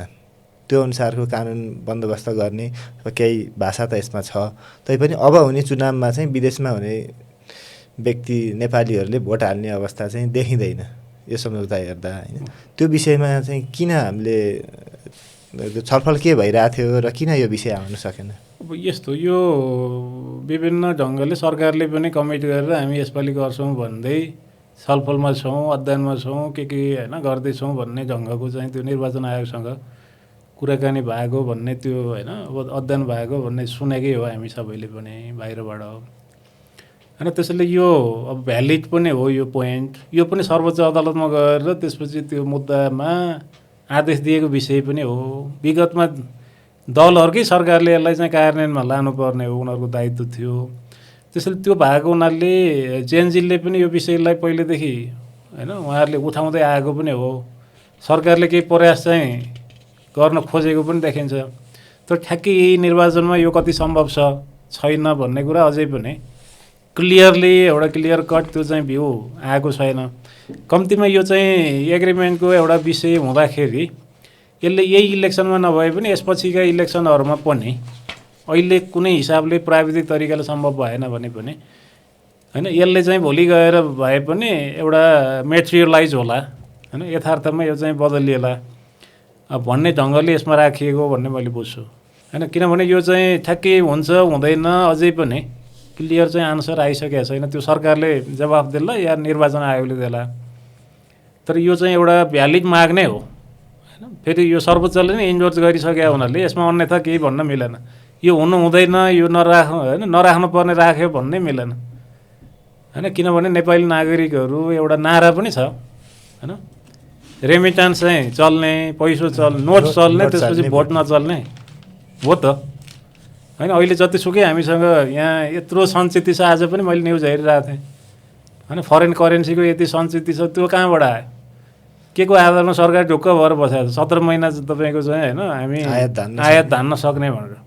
त्यो त विदेश गयो कि नेपालीहरूको हो नि त कन्ट्रिब्युसन होइन। त्यसैले त्यसलाई त कहीँ न कहीँ हामीले चाहिँ रेस्पेक्ट गर्नुपर्छ, उनीहरूलाई पनि एउटा इलेक्टोरल प्रोसेसमा चाहिँ संलग्न गराउनुपर्छ भन्ने कुरा त एकदमै भ्यालिड हो होइन, जायज हो। तर अब त्यसको चाहिँ साँच्चीकै होइन जेन्युन एउटा डिफिकल्टिजहरू छ, अहिले नै हामी त्यसलाई एड्रेस गर्न सक्दैनौँ भनेदेखि त्यो अब अहिले यसपालि नहोला। तैपनि यो चाहिँ भ्यालिड भएको हुनाले पछिल्ला अरू चुनावहरूमा पनि फेरि होइन आगामी दिनमा चाहिँ हुने चुनावको लागि पनि त्यो चाहिँ राज्यको दायित्व नै बन्छ होइन, त्यो प्रबन्ध गर्ने कुरा चाहिँ। अर्को यो संविधान संशोधन सुझाव आयोग गठन गर्ने कुरा छ होइन, यो चाहिँ अहिले समय कस्तो छ भने गैर दलीय सरकार छ, चुनाव गर्ने मात्रै म्यान्डेट पाएको र यो संविधान सुझाव आयोग चाहिँ यो हाम्रो चाहिँ फेरि संविधान कस्तो छ भने संविधान सभाले बनाएको संविधान हो र अनि अब चाहिँ विज्ञहरूको एउटा चाहिँ समिति सुझाव आयोग गठन गर्ने कुरा छ होइन। यो चाहिँ कतिको यो सुहाउँदो कुरा हो, यो त संसदले गर्ने कुरा होला, संविधान संशोधनको विषय, राजनीतिक दलहरू यसको स्टेक होल्डर होलान्। यो विषय चाहिँ हामीले यहाँ किन समावेश गरौँ? अब यो त एकदमै सुहाउँदो कुरा हो होइन, किनभने तपाईँको स्टडी गर्ने मात्रै हो नि त, निर्णय त तपाईँको इलेक्टेड पार्लियामेन्टले गर्ला होइन, कस्तो संशोधन गर्ने नगर्ने भनेर। तर अहिले संविधानका बारेमा त धेरै विषयवस्तुहरू त उठेकै छन् होइन, त्यसलाई हामीले एउटा च्यानलाइज गर्ने, एउटा प्लेटफर्म दिने छलफलको लागि, परामर्शको लागि यो विज्ञहरूको एउटा स्वतन्त्र एउटा मेकानिजम चाहिँ बनाउनलाई यो सरकारलाई अधिकार छैन भन्ने मलाई लाग्दैन। किनभने यो त आन्दोलनपछि आएको सरकार हो। यो एउटा जुन चुनावी सरकारले यो त्यो दीर्घकालीन असर पर्ने गर्न हुँदैन भन्ने मान्यतालाई पनि हामीले सही ढङ्गले सही सन्दर्भमा बुझ्नुपर्ने हुन्छ। अनि त्यो पार्लियामेन्ट्री सिस्टममा होइन, जब चाहिँ पार्लियामेन्ट डिजल्भ गरिन्छ र नर्मल एउटा कोर्स अनुसार चाहिँ इलेक्सनमा गइन्छ र त्यो इलेक्सनमै पार्टिसिपेट हुन जाने सरकारले होइन कुनै त्यस्तो दीर्घकालीन असर पार्ने निर्णय गर्यो भने त्यसका चाहिँ विभिन्न इम्प्लिकेसन हुनसक्छ। एउटा त त्यसले निर्वाचनलाई चाहिँ प्रभावित पार्ने भयो, मतदातालाई आफूप्रति आकर्षित गर्ने भयो त्यो निर्णयको कारणले। दोस्रो तपाईँको त्यो चाहिँ होइन इलेक्सन पछि आउने सरकारले जनताको म्यान्डेट अनुसार गर्नुपर्ने कुरालाई अगाडि नै उसले चाहिँ होइन गर्दाखेरि त्यो बिचमा तालमेल नहुन सक्छ। पिपुलको म्यान्डेट एउटा हुनसक्छ, अहिले गरेको चाहिँ अर्को काम हुनसक्छ होइन। त्यो हुँदाखेरि तपाईँको पोलिसी स्टेबिलिटी हुँदैन। पछि गएकोले त्यसलाई आएकोले ओन गरेन भने त त्यो फेरि होइन त्यो अलपत्र पर्ने भयो होइन। यी विविध कारणले गर्दाखेरि संसदीय प्रणालीमा त्यो एउटा नर्म्सको रूपमा कहीँ त्यो कानुनमा संविधानमा लेखिया विषय होइन, त्यसरी त्यो अगाडि बढेको। तर अहिलेको हाम्रो त पृथक छ नि त, एउटा आन्दोलन पछिको सरकार हो होइन। आन्दोलनका सचेन चाहिँ तपाईँको मागहरू पनि छन् होइन, त्यसलाई पनि सँगसँगै सम्बोधन गर्नुपर्ने अवस्था छ। योभन्दा उपयुक्त सरकार त्यो सम्बोधनका लागि एउटा प्रक्रिया सुरु गर्ने अरू हुन्छ कि हुँदैन त्यो ठेगान पनि छैन होइन। कुनै न कुनै हिसाबले यसले चाहिँ सम्बोधन गर्नुपर्ने यसको त दायित्व नै हुन्छ आन्दोलन पछिको सरकार भएको हुनाले होइन। फेरि के छ भने त्यो आयोग गठन गरेर प्रतिवेदन तयार गर्ने कुराले पछि आउने चाहिँ तपाईँको सरकार र संसदको अधिकारलाई छिन्ने कुरा पनि भएन। निर्णय त उनीहरूमै निर्भर हुने भयो होइन, कस्तो संशोधन गर्ने नगर्ने भोलि संसदमा चाहिँ छलफल होला होइन। त्यसैले यो त के छ भने पछिल्लो सरकारका लागि पनि यसले चाहिँ कम्प्लिमेन्ट गर्छ होइन, एउटा आधार तयार गरिदिन्छ पछि आउने चाहिँ निर्वाचित सरकार र संसदको लागि भन्ने एउटा कङ्क्रिट ग्राउन्ड चाहिँ ग्राउन्ड वर्क भयो होइन, तयार हुने भयो। त्यसैले यो कुनै आपत्ति जनाउनु पर्ने विषय हो जस्तो लाग्दैन, किनभने कङ्ग्रेस र एमाले पनि होइन 2 वर्ष 3 वर्ष अगाडि चाहिँ उनीहरूले सरकार बनाउँदाखेरि कमिट गरे विषय हो नि त, संविधान संशोधनको प्रक्रिया हामी अगाडि बढाउँछौँ भनेर। उनीहरूले पुरा गर्न नसकेको एउटा चाहिँ बाचा हो यो होइन। उनीहरूले चाहिँ डेलिबरेटली या चाहिँ किन त्यो गरेनन् थाहा छैन, यो चाहिँ ढाँटेको विषय हो, यो ब्ल्याङ्क चेक जस्तो उनीहरूले होइन जनतालाई दिएको। त्यसैले यसलाई चाहिँ यो सरकारको एउटा होइन जिम्मेवारी त त्यो हो संविधान बारेको जति पनि यो आफैले होइन संशोधन गर्न सक्दैन अध्यादेश ल्याएर या अरू कुनै ढङ्गले। तर ती मागहरूलाई एउटा च्यानलाइज गर्न सक्छ, एउटा मेकानिजम बनाइदिएर होइन त्यहाँ त्यो माग पनि राख्न सकियो, राय सुझाव दिन सकियो होइन, त्यसले छलफल गर्न सक्ने भयो र निर्वाचनको क्रममा पनि यी विषयहरू चाहिँ उठ्न सक्ने भए संविधानका विषयहरू। र त्यति बेलाको बहसलाई पनि यो मेकानिजमले हेर्ने भयो, अध्ययन गर्ने भयो र त्यसपछि चाहिँ तपाईँको यही सरकारलाई या चाहिँ आउने सरकारलाई इलेक्टेड भएर आउनेलाई यो मेकानिजमले तपाईँको चाहिँ आफ्नो इन्डिपेन्डेन्ट एउटा राय सुझाव सहितको त्यो प्रतिवेदन उसले सब्मिट गर्न सक्ने भयो होइन। यसले त एउटा होइन अर्ग्यानिक नै हो यो प्रक्रिया भन्ने लाग्छ मलाई चाहिँ होइन, अन्यथा केही पनि हुँदैन। यो चाहिँ गर्नै पर्ने सरकारको यो दायित्वभित्रको चाहिँ विषय हो। र यो चुनावी भनेर हामीले नर्मल सिचुएसनको जस्तो सरकारलाई, किनभने यही सरकार फेरि चुनाव लड्न जाने प्रधानमन्त्री पनि होइन उहाँ कुनै दलको होइन, उहाँले गरे निर्णयले तपाईँको होइन यो प्रभावित पार्ने भन्ने पनि हुँदैन। फेरि त्यो दलहरूले पनि विरोध गर्ने ठाउँै छैन होइन। हाम्रो संविधान चाहिँ जारी भएर कार्यान्वयन भएको 10 वर्ष पुगिसक्यो। कतिपय विषय त 10 वर्ष पुगेपछि यसलाई रिभ्यू गर्नुपर्छ भनेर संविधानले भनेको छ होइन।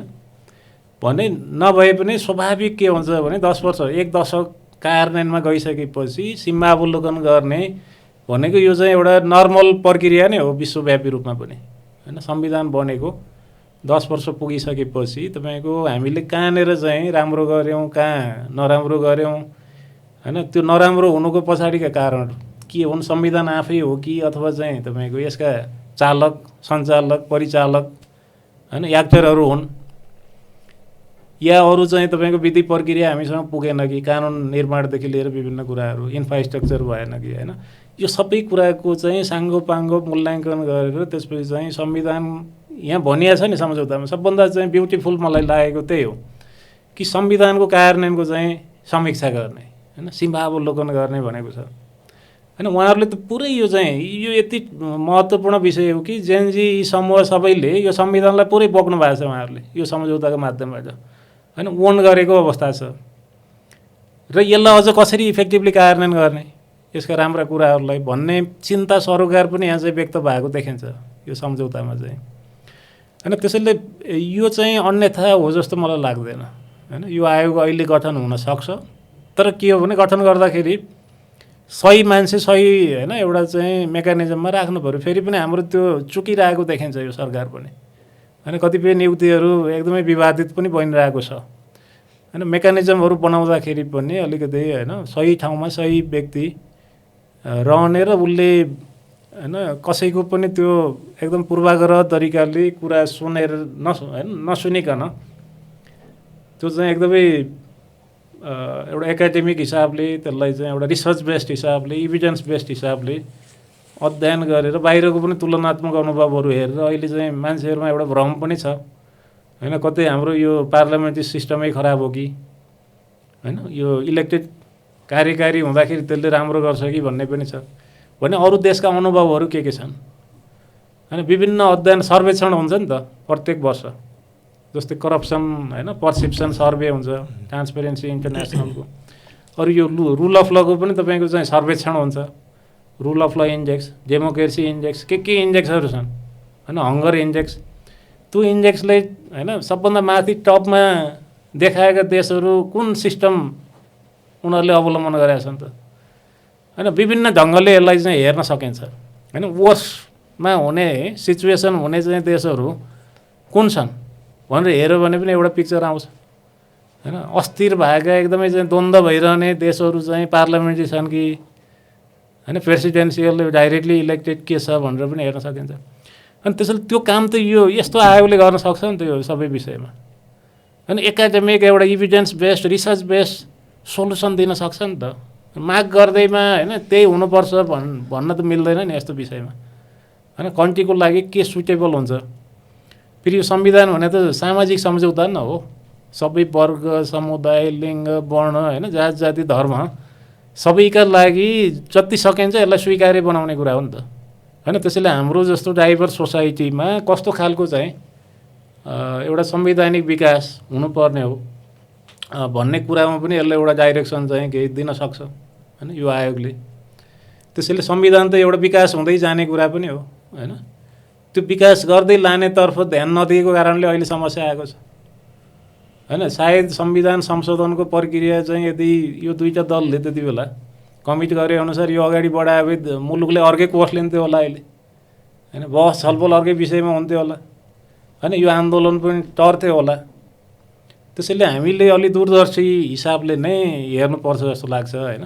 त्यसैले त्यसका लागि पनि यो चाहिँ मेकानिजम जरुरी हुन्छ।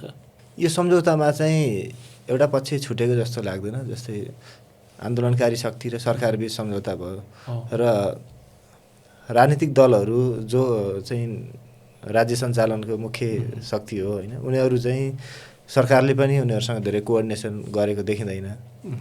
अब यो दस्तावेजलाई भोलि दलहरूले चाहिँ ओन गर्छ कि गर्दैन भन्ने विषय उठिरहेको छ। यो विषयलाई कसरी हेर्नु भएको छ? एकदम इन्ट्रेस्टिङ होइन कुरा यहाँले उठाउनु भयो। सबभन्दा चाहिँ तपाईँको अनौठो त के छ भने यी दलहरूले चाहिँ पटक पटक गरेका बाचा तर उनीहरूले पुरा नगरेका कुरा मात्रै यसमा छन्।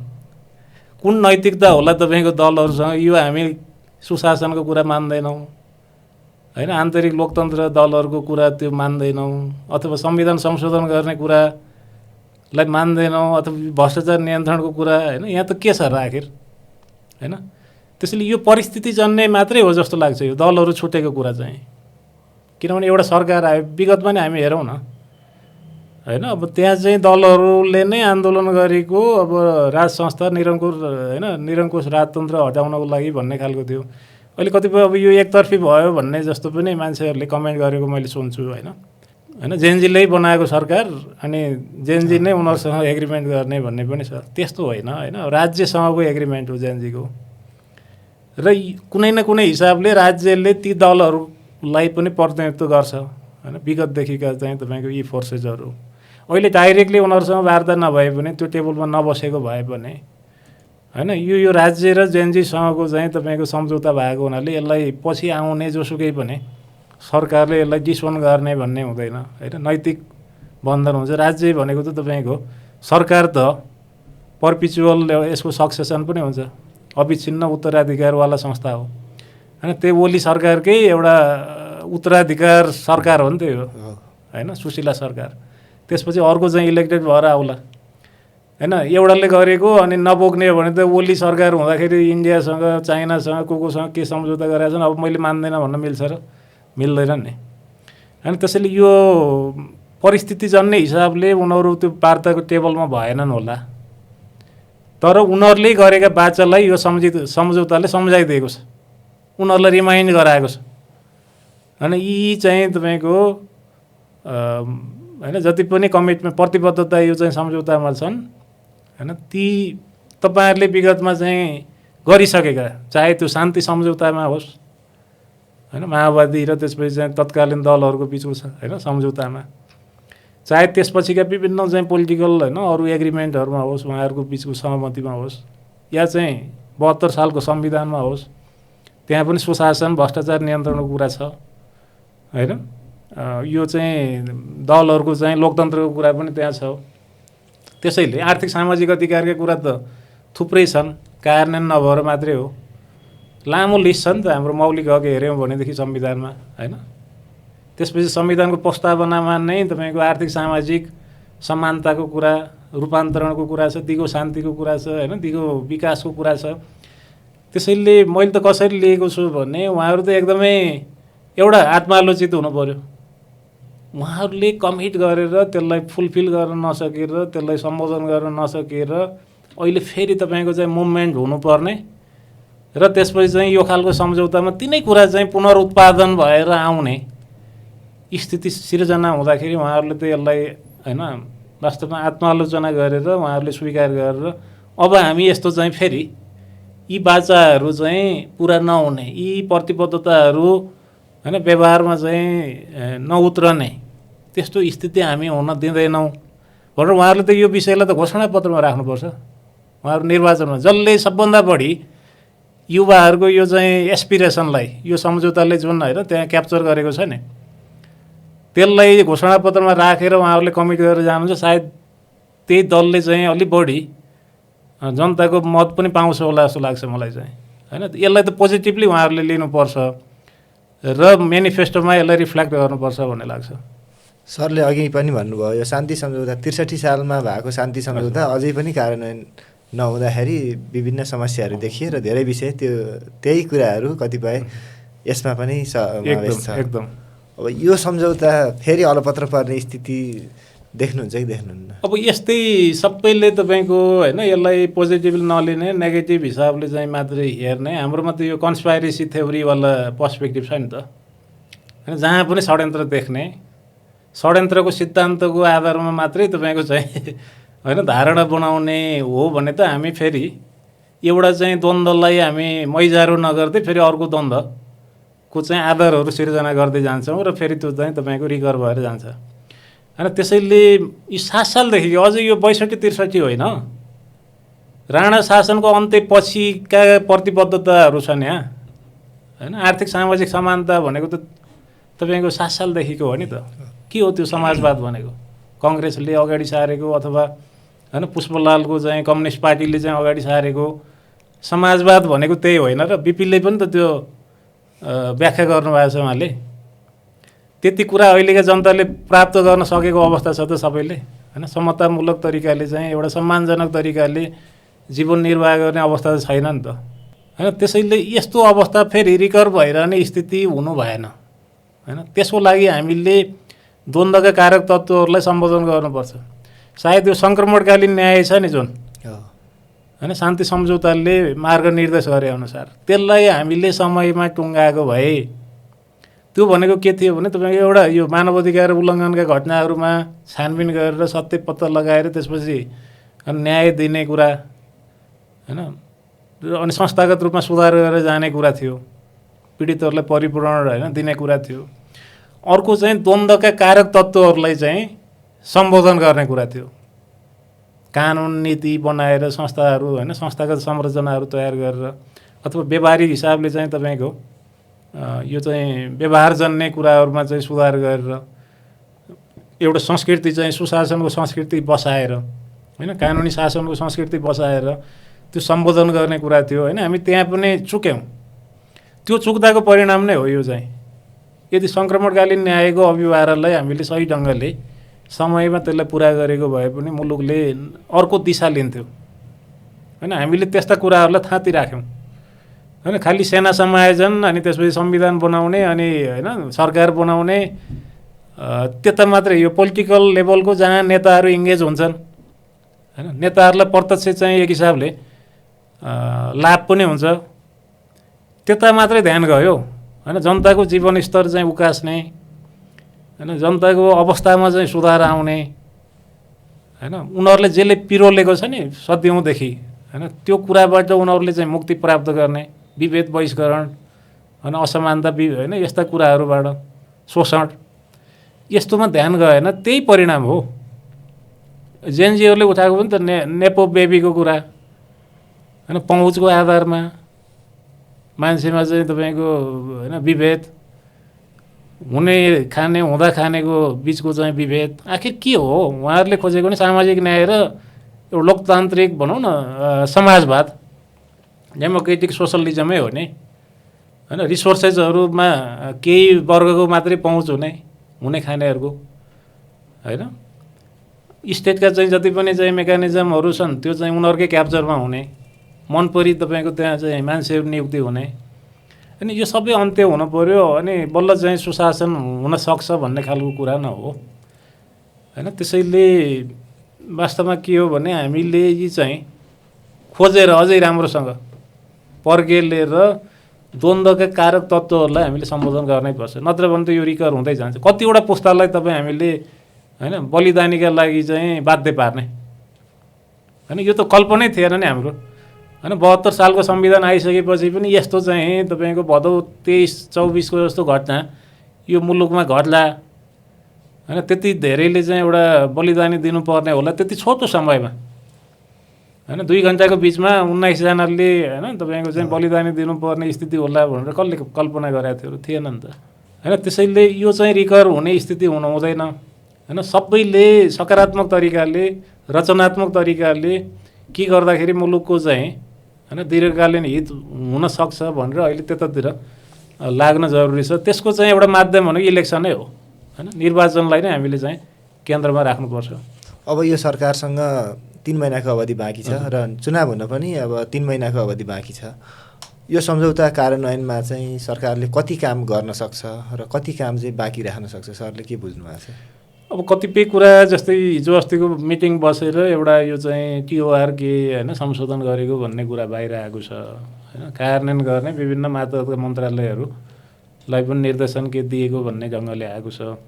अब मलाई के लाग्छ भने उहाँहरू फेरि जेएनजी लगायत अरू सरकारवालाहरूसँग एकपट्टि बसेर होइन यो सम्झौताको चाहिँ के हो त कार्यसूची होइन त्यसलाई पनि एउटा चेकलिस्ट बनाएर होइन कति कुरा यो सरकारले निर्वाचन अगावि गर्न सक्ने हो, कति चाहिँ पछि इलेक्टेड होइन यो चाहिँ पार्लियामेन्ट सरकार पछि आउनेले गर्ने हो, त्यो छुट्याएर उहाँहरूले स्पष्ट एउटा कार्ययोजना बनाएर त्यसपछि चाहिँ यसको कार्यान्वयनमा चाहिँ अगाडि बढ्नुपर्छ होइन।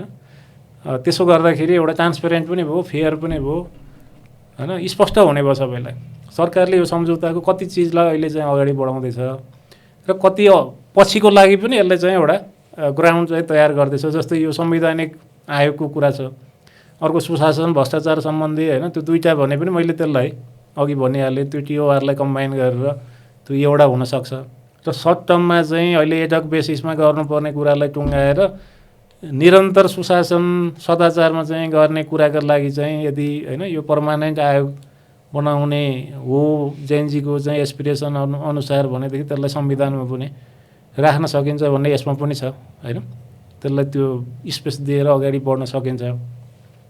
त्यसैले त्यसमा चाहिँ अहिले सरकारले तुरुन्तै गर्नुपर्ने भनेको के हो भने एक खालको परामर्श गरेर सरकारवालाहरूसँग एउटा action plan clear cut time bound होइन बनाएर ट्रान्सपेरेन्टली हामी यति काम गर्दैछौँ है यो सम्झौता अनुसार होइन, यो निर्वाचन नहुँदासम्म भनेर स्पष्ट ढङ्गले चाहिँ अगाडि बढ्दाखेरि त्यसले राम्रो गर्छ। यो सरकारको एउटा वैधता पनि बढ्छ र त्यसले इलेक्सनलाई पनि एउटा फाइदै पुग्छ भन्ने लाग्छ मलाई चाहिँ। एउटा मत के पनि सुनिएको छ भने यो सम्झौता कार्यान्वयनको विषयलाई लिएर यो सरकारको अवधि थप हुने हो कि अथवा यो सम्झौताको कारण दलहरूसँग झन् दूरी बढेर चुनावको वातावरण झन् बिग्रिने हो कि भन्ने पनि उठिरहेको छ। यो चाहिँ त्यही कन्सपाइरेसी होइन, थ्योरीवाला अहिले त एनालिस्टहरूको बिगी नै छ होइन त्यहीँबाट आएको होला जस्तो लाग्छ मलाई चाहिँ होइन। यो सम्झौताले त झन् निर्वाचनका लागि एउटा वातावरण तयार गर्न मद्दत पुग्यो जस्तो लाग्छ। किनभने कम्तीमा विभिन्न माग राखेका जेएनजी समूहहरू एउटा पोइन्टमा आउनुभयो, एग्री गर्नुभयो। मैले देखिरहेको छु कतिपय समूहहरू अहिले जिल्लातिर लागिसक्नुभयो होइन। चुनावलाई सम्झौताले जेएनजीहरूलाई नै एउटा उसमा बाँध्यो एकदम होइन। यसले त दुवैलाई बाँध्यो नि। सम्झौता भने एउटाको मात्रै त हुँदैन नि त, राज्यलाई पनि त्यसपछि जेएनजी समूहहरूलाई पनि होइन, उहाँहरू पनि बाँधिनु भएको छ नि त होइन। त्यसैले यसले त इलेक्सनको लागि बल पुग्छ भन्ने लाग्छ मलाई चाहिँ होइन। किनभने यसैमा अल्झिरहेको थियो नि अस्तिसम्म सरकार, अब इलेक्सनमा चाहिँ होइन फोकस गर्न पनि पायो नि त होइन। जेएनजीहरू पनि यसैमा कहिले सम्झौता होला के होला, सरकारले किन गरिरहेको छैन, कहाँ के षड्यन्त्र भयो, यो सरकार पनि हाम्रो हो कि होइन भन्ने खालको थियो नि त। तर अहिले अब सम्झौता भइसकेपछि कम्तीमा होइन उहाँहरू पनि अब अलिकति जिल्लातिर कम्युनिटीमा जाने, अध्ययन गर्ने होइन, छलफल गर्ने, चुनावलाई अलिकति होइन पोजिटिभली त्यसलाई चाहिँ कन्ट्रिब्युट गर्ने, सही मान्छेलाई जिताऊ भन्ने होला के हो होइन, कोही उम्मेदवार पनि हुने होला, त्यो ढङ्गले उहाँहरू जम्प गरिसक्नु भएको छ त होइन। त्यसैले त्यो ढङ्गले यो दूरी बढाउनु पर्ने त अघि मैले भनिहालेँ। दलकै बाचाहरूलाई यसले सम्झाइदिएको छ होइन। तपाईँहरूले कमिट गरेको विभिन्न चाहिँ कालखण्डमा आन्दोलन गरेको, आन्दोलनबाट स्थापित भएको एजेन्डाहरूमा तपाईँहरूले काम गर्नु भएन। सत्तामा गइसकेपछि पावरमा तपाईँहरू जाँदाखेरि त्यसलाई बिर्सनु भयो। अब पनि फेरि सम्झेर गर्नुहोस् यो चाहिँ होइन। इलेक्सनमा पनि यो विषयलाई लिएर जानुहोस् जनता समक्ष होइन, कमिट गर्नुहोस्, मेनिफेस्टोमा राख्नुहोस् भनेको हो नि त। यहाँ चाहिँ डाइरेक्टली त्यो भाषा नभए पनि यो सम्झौताले त त्यही खोजेको छ नि त। यो सम्झौतामा छुटेको विषय चाहिँ के छ भने अहिलेको मन्त्री परिषदका सदस्यहरूले सम्पत्ति विवरण सार्वजनिक गर्नुपर्ने भन्ने विषय चाहिँ यसमा आएन। यो विषय चाहिँ यो मस्यौदाको क्रममा यो अहिलेको जेएनजी सरकारको चाहिँ यो सुशासन अथवा यो पारदर्शिताको विषयमा चाहिँ प्रश्न उठ्यो कि उठेन? होइन, यस्तो छ अब जेएनजीहरू आफैले होइन यो चाहिँ आलोचना गरिराख्नु भएको छ। जेएनजी भनेको त यो कुनै एउटा दल र अनि त्यसपछि यसको सरकार त होइन यो त होइन। सरकार त एउटा परिस्थितिमा आयो र उहाँहरूले पनि यसलाई समर्थन गर्नुभयो होइन सुशीलालाई।